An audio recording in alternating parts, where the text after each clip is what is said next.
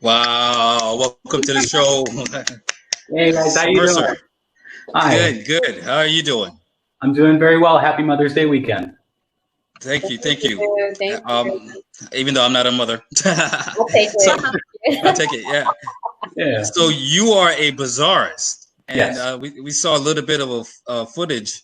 You know, what made you decide one day that I think I could eat fire? I want to try it out. Where did that come from? It started slow. I've been doing magic since I was about 6, and I kept doing it. I got a magic kit, and I think most kids walk away for a while, and it just always stayed with me. And I learned about Harry Houdini when I was 11, and on my 12th birthday, I begged my mother, I begged her to get me a straitjacket, and I know she's crazy. And this is one of the great things my mom did, but she did. It's this black jean straitjacket with metal D-rings. It's very kinky looking, but my 12-year-old magician, and then I just went from there. I started swallowing swords at 14, and then I started working on fire, hypnosis, everything else. So you had a kinky straitjacket at age 11. Yes, I did. Interesting. You're that kid. How about your mom? Yeah. I have it on TV. Shout out to your mom. Shout out to your mom. What's her name? Her name is Natasha. Natasha. Shout out to Miss Natasha. Cool. So, Starr, what age were you when you had your first straitjacket? Because I know you crazy. Oh, come on, man. He's pushing that business thing. Cool. Oh, I see Keith Kong. Keith Kong, a good buddy, Keith Kong. Cool. So we actually met you through Keith. Keith is a mentalist, right? And so he says his question of the day is, what tastes better, Mercer Blackwell, fire or glass? Oh boy, I have glass when I need a light snack, but the fire, depending on the fuel, I think I would take the fire. Oh my goodness! Oh my goodness! Wow. Well, what do you have for us today? I've got a couple of really awesome things. So I've got a couple of performance things that I'm going to do. And then if we have a little time, I have some extra stuff that most people don't know about. It's a little personal. First of all, though, I've got this nice little bandolier that I made. The coronavirus gets to everybody differently. It gets to me in a creative way. So I've got a couple of things here, mostly nails. This one is a nail you could put in your house. It doesn't bend, collapse, or do anything it shouldn't. The other thing I have is a hammer. So normally I get people to come up here and help me out. I get them to say yes before they know what's going to happen. Watch very carefully.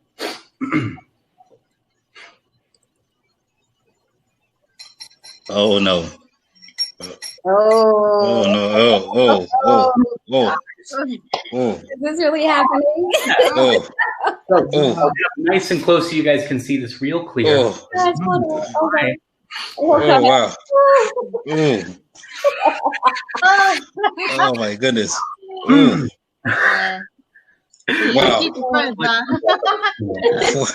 Why? I did mention this. So I nail things in my face, obviously. And another thing I mentioned is I do swallow swords. And if you're wondering, you learn with coat hangers. So you go to your local dry cleaner and you get yourself a little coat hanger and you make it into a nice shape like this. So here to here, you take the paper off, obviously. Now, the act of sword swallowing, most people think it's a trick. Most people think the sword collapses or it goes into the handle, something like that. And that's why I like using coat hangers, because it's wire. The sword has nowhere to go except down. Down, nudging my heart aside a little bit and going straight down into my stomach. Oh, man. Yeah.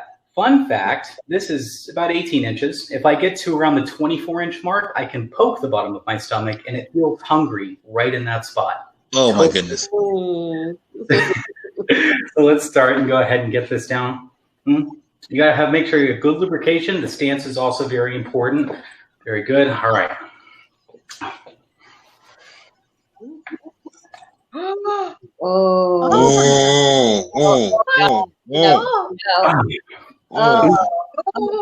That's another thing I like people to pull out of me. I don't know if I would want to pull that out of you. I get that's the thing. They say yes first, and then I get all. Wow. I've got one more effect for you guys, and so a little bit. I used to work in the circus, and when you're moving around a lot, you don't have a lot of access to materials that you need. So, but I will say that carny dentistry is way ahead of its time. So while there, I learned how to brush my teeth, keep them clean, using a couple of really simple tools. And I want to show you guys that now. So you need a couple of supplies, but they're all long lasting. The first one is a regular pack of razors. You can get this at Walgreens or Walmart or Wally World. I don't know. So we're going to use 3 for this one. I haven't brushed my teeth in about a week. So we'll really see the before and after. Now, hold on for me here. You really want to for sure. There we go. New ones work best. All right. So, and then the next thing we need is dental floss. It comes in a lot of. There we go. Yeah. Something like that. Yeah. Okay. All right. Yeah, dental floss. Now, what you're going to want to do, get the floss in there. That fights gingivitis. And then next, and the most important thing to remember, you're going to scrape the outside of your tooth. Okay. Wow. Now, hold on. I got to clean up. Oh my goodness. Oh. One. Whoa. And clean up is a set for the next time. Wow. That's amazing. Wow. Yeah. Oh my goodness. So, I mean, all I can ask is why. I mean, what the first day you looked at a nail and said, I think I could put this in my nose. What? How does this all just start? What made you? What's your inspiration, motivation? It starts slow. I went to Halloween Horror Nights. One of the big moments for me was I went to Halloween Horror Nights years and years ago, and I saw a guy named Enigma.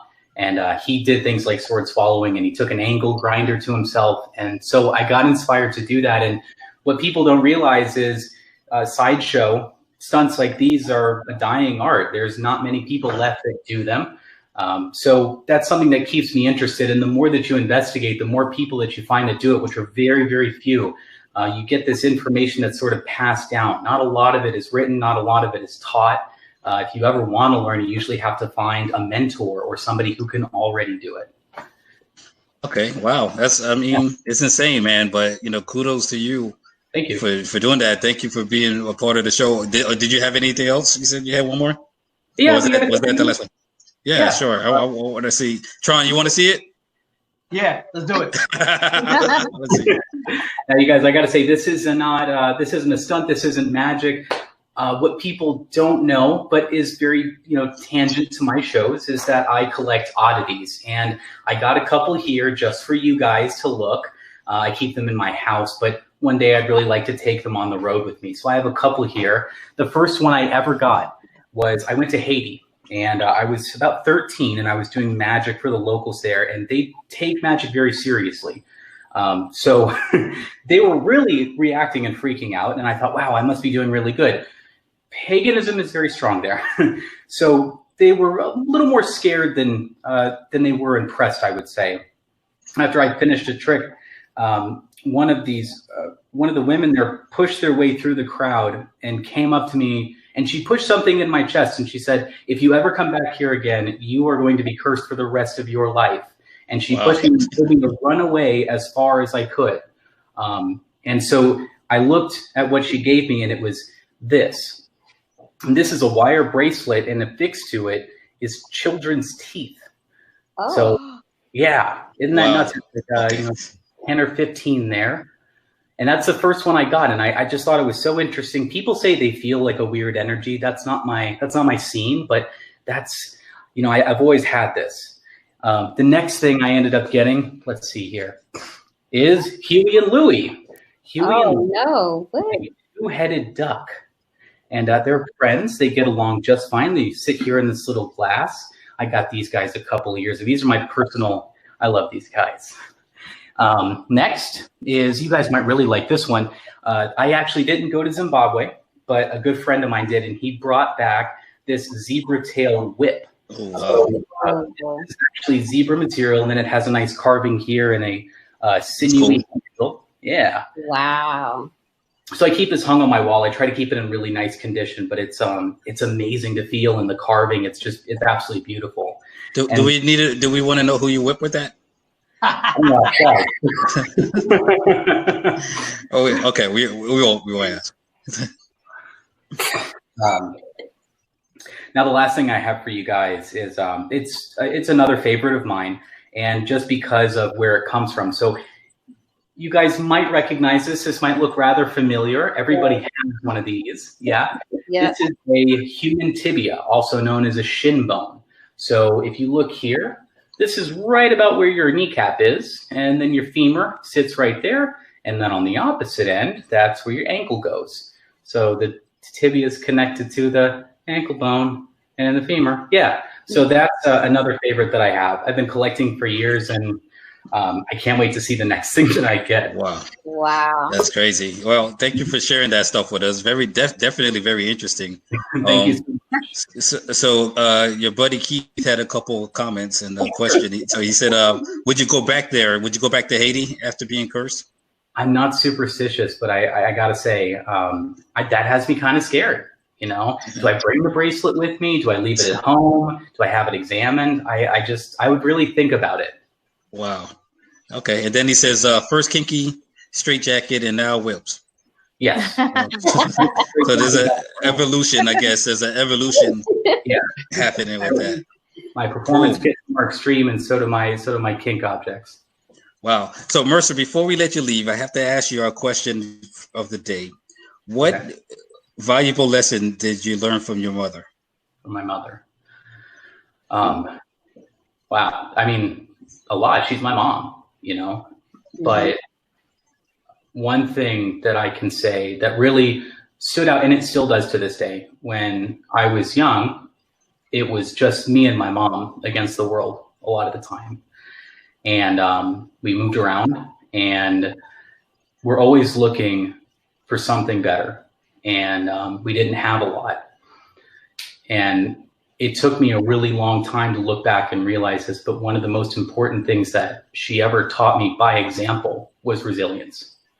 My mom has never been a person to give up. She's always a person that's trying to make her life and everybody else's life better. She's somebody who I've seen come back from the lowest of lows. Wow. And if I didn't have that in my life, I don't think I would be the person I am today. All right. Well, shout out once again to your mom. Love you, Mom. And thank you again for being here. And stay healthy, stay safe, and stay fierce. Thank you, guys. Thanks for having me. Take care, buddy. See you later. Bye. Oh, wow. Now, Tron, talk to me. I see you sweating over there, Tron. Ooh, man, I mean, I wouldn't even know where to start with that. That's amazing. There's definitely a talent, and you know, that's unique. I would say that definitely unique. I wouldn't do it, but hey, if he likes it, I love it. Would you try with one of those small nails, the little finishing nails, and build your way up?